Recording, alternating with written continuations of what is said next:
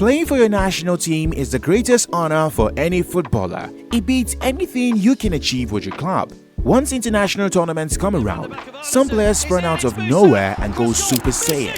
Players like Ochoa and James Rodriguez always deliver for their countries. Once they put on their national team jersey, they turn into prime Buffon and Maradona. Here are the greatest national team heroes in world football. First on the list is number 12, Asamoah Gyan. Asamoah Gyan is one of the best strikers Ghana and Africa has ever produced. Although he didn't have a very successful club career, Asamoah Gyan was ready to deliver for the Black Stars of Ghana whenever they needed him. Well, almost every time. The only notable Gyan moment in club football was his goal and celebration against Chelsea when he played for Sunderland. The rest of his highlights came at international tournaments. In 109 appearances for the Black Stars, Gyan scored 51 goals, becoming Ghana's all-time leading top scorer. He also holds the record for the most World Cup goals scored by an African player, with a total of 6 goals. Gyan's performance at the 2010 World Cup is something out of a movie. He carried Ghana on his back, dancing, scoring, and making history. This guy scored in almost every game for the Black Stars. The icing on the cake was a 93rd minute winner against the USA. However, in the quarterfinal against Uruguay, Gyan let his country and the entire continent down by missing a penalty from Luis Suarez's handball. The first time, I don't apologize about that because I take the handball. But the Ghana player missed a penalty, not me. That shit haunts me till this day. Although the infamous penalty missed is a major highlight of his career, Asamoah Gyan is still one of, if not the biggest, talents to come out of Ghanaian soil. Number 11. Up next is Valencia from Ecuador. Not the one that played for Manchester United. I'm talking about Valencia, who carried Ecuador on his back, especially at the 2014 and 2022 FIFA World Cups. I'm talking about Enner Valencia. In 2014, Enner Valencia scored 3 of Ecuador's only goals in Brazil, and in 2022, he did it again. He scored every one of Ecuador's goals in Qatar. With over 42 international goals, he stands as Ecuador's all-time top scorer and has scored 6 goals in total at the World Cup. When it's time to represent the national team, Enner Valencia didn't stop running, he didn't stop performing, and importantly, he didn't stop scoring. At number 10, we've got Claudio Bravo. Most of you may remember Claudio Bravo for his short stint at Barcelona or his days as Manchester City's backup goalkeeper. But whenever Claudio Bravo laced up for the Chilean national team, he was in his element. As a natural leader, Bravo captained Chile through the team's greatest era during the Copa America triumphs of 2015 and 2016. In both finals against Argentina, he saved Ever Benega's penalty in 2015 and Lucas Baglia's penalty in 2016. Claudio Bravo single-handedly denied Messi's Argentina a chance at winning the Copa America 2 times. Yes, I mean 2 times. And number 9. Eduardo Vargas. In the golden era of Chilean football, where the likes of Alexis Sanchez, Arturo Vidal, and Claudio Bravo were the most popular figures, one man quietly became the team's silent assassin. His name is Eduardo Vargas. He wasn't as flashy or skilled as Sanchez, but when the lights were brightest, Vargas turned ice cold.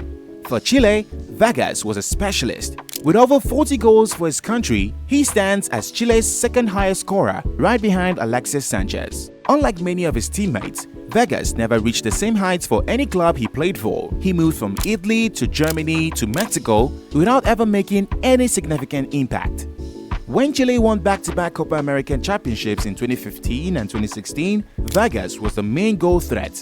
In both of these campaigns, he finished as the tournament's top scorer, scoring when it mattered the most. Number 8. Hadji Diouf. Before the likes of Sadio Mane and Ismaila Sarr became popular in Senegal, there was the eccentric Hadji Diouf, with his peroxide hair and charismatic flair. Before the 2002 World Cup, which earned Diouf his hero status, he was already making a name for himself in France. For Senegal, he played a crucial role in the team that knocked out Nigeria in the 2000 African Cup of Nations before falling short in the final. At club level, Diouf was a little above average. He was either failing to score goals or being involved in controversies. But in the summer of the 2002 World Cup, Diouf was on a different level. Senegal came into the 2002 World Cup as debutants, and since their first game was against the reigning world and European champions France, nobody thought they stood a chance in hell. But Diouf and Senegal had a lot to say. Diouf especially didn't give 2 cents about the French and their legendary squad. He tore them to shreds. Although Diouf didn't score, his performance helped Senegal secure a shock 1-0 win over France. Though Senegal crashed out in the quarterfinals, Hadji Diouf was one of the breakout stars of the tournament. In 2004, he was named in the FIFA 100, a list of the 125 greatest living footballers selected by Pelé. At number 7, stepping up is Ahmed Musa, a super eagle in full flight. Musa was a journeyman at club level. He shone at CSK Moscow, flopped at Leicester City, and counted his coins in Saudi Arabia before finally settling at Kano Pillars in the Nigerian Premier Football League. But despite his many travels, Musa shone brightest in that Super Eagles green. Once he put on the Super Eagles green, he became a superstar. In the 2014 World Cup, he went band for band with Lionel Messi, scoring twice in Nigeria's 3-2 loss to Argentina. In 2018, he did it again. When all hope seemed lost, he showed up in style and scored twice to lift the Super Eagles from despair. He even earned himself the nickname Lionel Musa at the 2018 World Cup, where he became Nigeria's all-time top World Cup scorer and the first Nigerian to score a brace in 2 consecutive World Cups. Say whatever you want about the Super Eagles, but when Musa was on the pitch, it was a different ball game. At number 6, we've got Hakan Shukur. Hakan Shukur might be persona non grata in Turkey right now, but in my opinion, he's still the greatest Turkish footballer of all time. Shukur is regarded as one of the most prolific strikers in Turkish history, with 51 goals in 112 games for the national team. He is fondly remembered for where he carved his name onto history, scoring the fastest World Cup goal ever, only 10.8 seconds into the third-place playoff against South Korea, which Turkey went on to win 3-2. Although that goal was Shukur's only goal for Turkey at the 2002 World Cup, he helped them make history. 2002 wasn't supposed to be Turkey's year, but Shukur made it memorable for all Turkish fans around the world. His achievements on the pitch will always overshadow any political trouble he's currently facing. At number 5, we've got Team Cahill. When you think of Australian football, one name sits above the rest, and that's Team Cahill. This man only scored screamers. Even though his iconic celebration is now part of Everton's folklore, nothing he did at Goodison Park will match his exploits for Australia. Cahill wasn't the flashiest player on the pitch, but what he had was timing. Perfect, deadly timing. Whether it was a header, a volley, or a rocket from outside the box, you could bet that if Australia needed a hero, Team Cahill will rise to the occasion. In 108 appearances for the Socceroos, making him Australia's all-time leading scorer. But the numbers only tell a part of the story. Cahill's legacy was written on the biggest stage. He scored at 3 World Cups from 2006 to 2014, a record that puts him along the elite few, and he's one of those players who score only bangers. That volley against the Netherlands in 2014 was just typical Cahill. It is still one of the best World Cup goals of all time.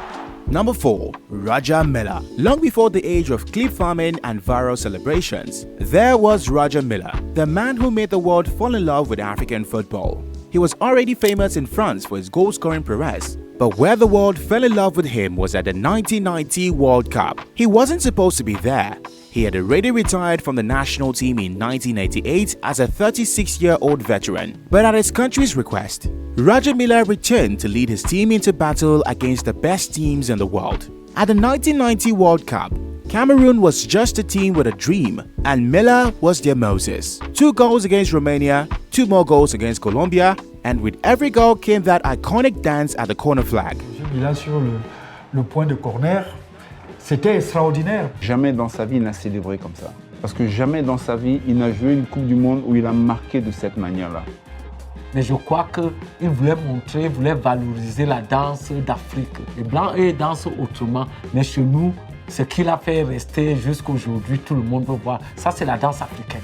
With Roger Milla, Cameroon became the first African country to reach the quarterfinals at the 1990 World Cup. Roger Milla came back 4 years later at USA 94, becoming the oldest goal scorer in World Cup history at 42. Number 3. James Rodriguez, Colombia's golden boy.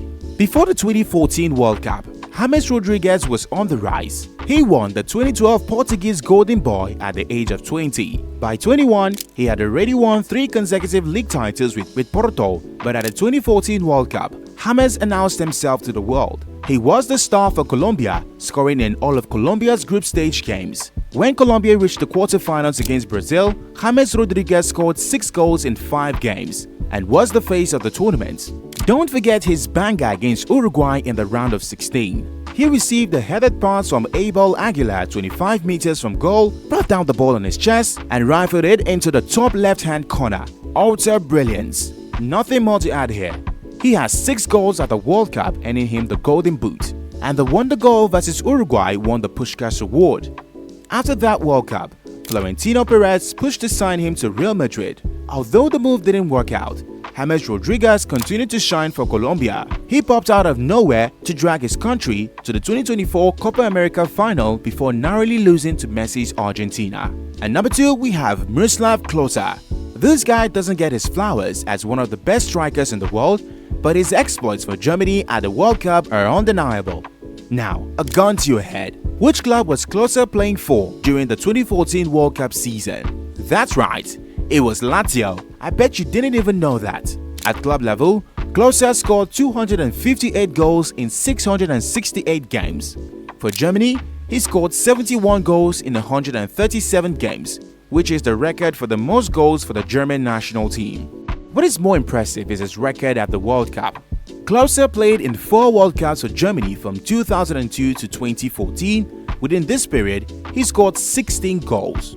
More than Messi, more than Ronaldo, more than Maradona, and even the legendary Pelé. At the 2014 World Cup, which Germany eventually won, Klose equaled R9's record of 15 goals in the World Cup in Germany's 2-2 draw against Ghana in Group G. But guess what? He went on to break the record in Germany's 7-1 humiliation of Brazil on home soil. Number 1. Guillermo Ochoa. You know him, the one player who only turns up every 4 years. If you watch Ochoa only at the World Cup, you would think he's one of the greatest goalkeepers ever to exist. At club level, Ochoa was a journeyman, moving from France to Spain and even the Americas. Before any World Cup, many football fans didn't know Ochoa played professional football, let alone what team he played for. But once he put on the green kit for Mexico, he just knew it was time. Ochoa time.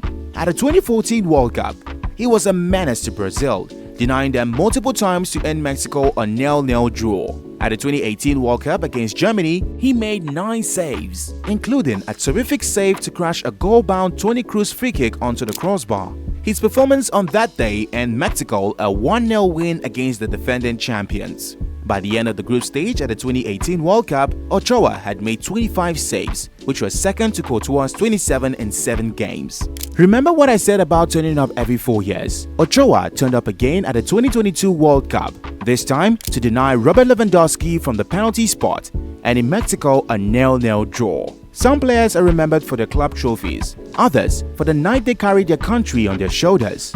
They are remembered for one moment, one match, one summer or series of tournaments where they made sure history remembered their national colors for good.